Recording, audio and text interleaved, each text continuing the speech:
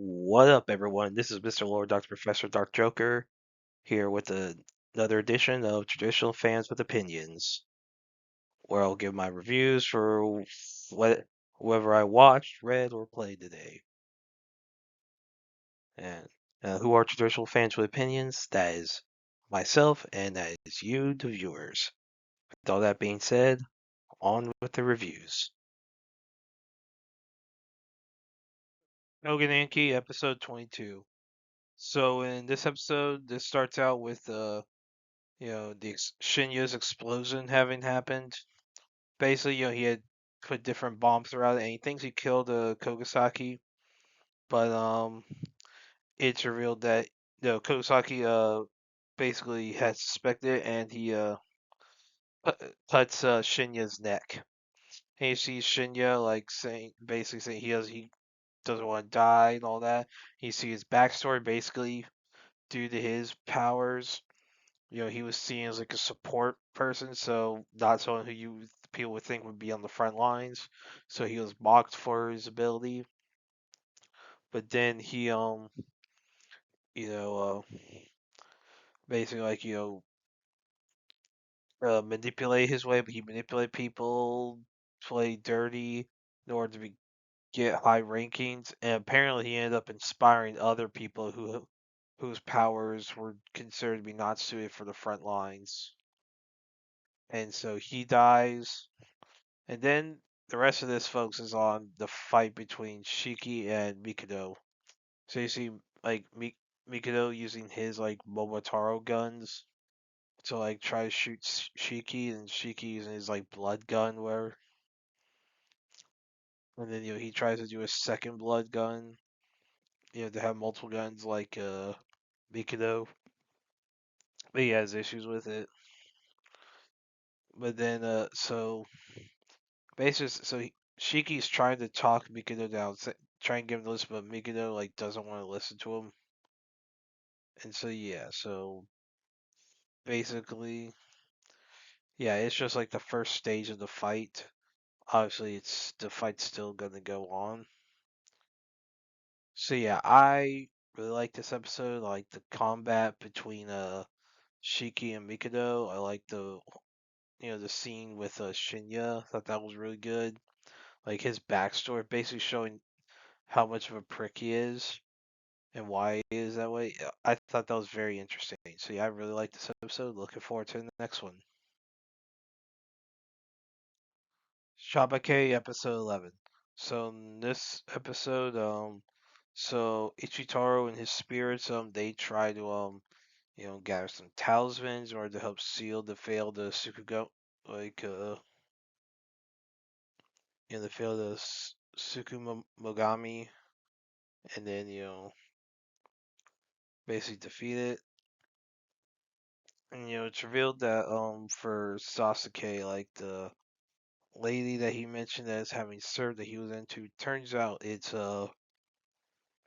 see, that story is actually about like when he was serving Ichitaro's like grand grandmother, who was the spirit, like the spirit that he was into.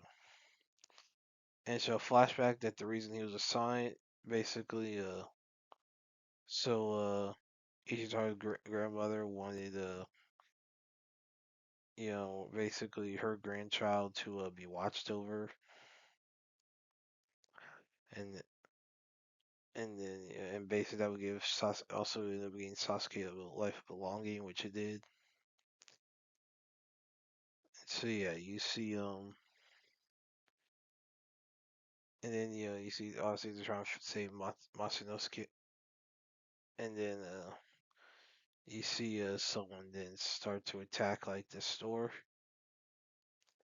and yeah, so it looks like a lot of things are picking up really quickly. We should like figure out very soon on what the heck's going on.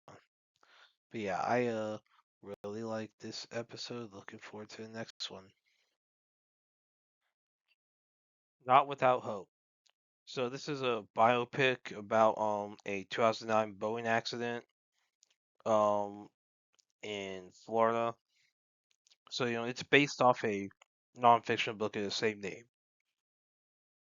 Basically, in the accident, so yeah, there's a fishing trip. Four people, four guys, four former football players were on this boat, going fishing, and you had Marquise Cooper, Corey Smith, who were former NFL players, and with uh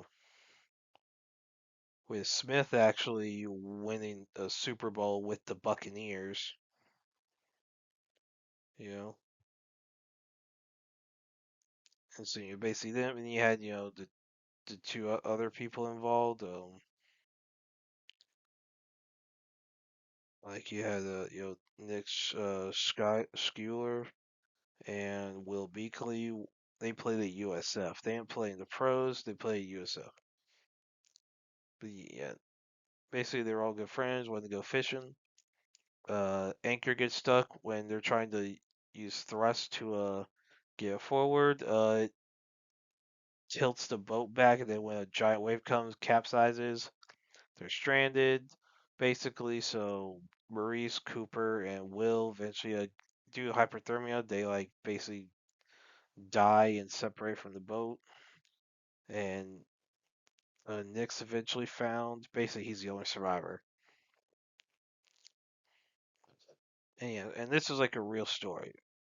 Like so, I will say I actually really like this. I thought this was a really good movie.